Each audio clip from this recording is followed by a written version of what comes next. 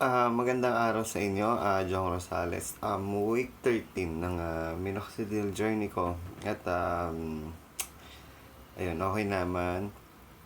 Ano ba naging balita? Maganda yung naging balita kasi halos lahat na nakakasama ko, kikwento ko lang muna na napapansin na nila na, sabi, bakit parang nagkaroon ka ng mga sideburns mo?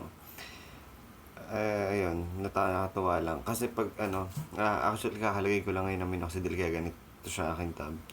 Ayun yung mali ko. Dapat pala hindi muna ako naglagay. Pero kita naman siya nakakatuwa. Kahit makita nyo dito, ayan. Papayta ko sa inyo. Ayan, kitang-kita na yung marka niya. Kita na siya. Dito. Hindi ko maano. Pero ito kita na dun. Ayan. Nagmamarka na siya.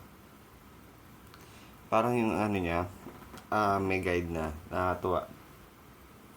Tsaka kumapal din yung mga balahibo, syempre. Yung mga yung mga buhok niya. Ayan. May minoxidil kasi, sorry. Hindi ko natansya yung lagay. Ayan. Iniisip ko nga ngayon kung aahitin ko ba ito ulit o wag na muna. Suggest naman kayo pagka kung ano yung alam nyo pwede kong gawin. Wala, para matipid lang sa minoxidil. Ito lang.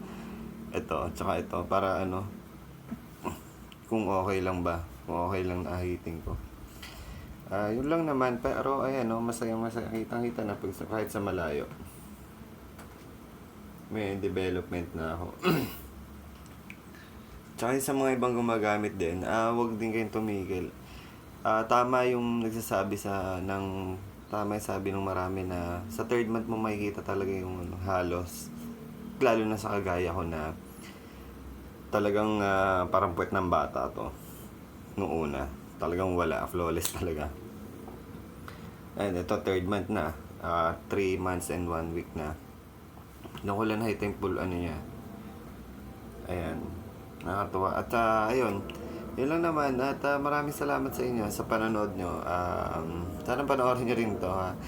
At huwag nyo kalimutang i-like at mag-subscribe sa akin. At yun. Baka mag-upload ako ng mga random videos, pero hindi naman yung basta mga trip lang. At yun lang. Pero priority yung minoxidil. Yun lang. Chong Rosales, week 13 ko ng Minoxidil journey at maraming salamat at saludo ko sa inyo lahat.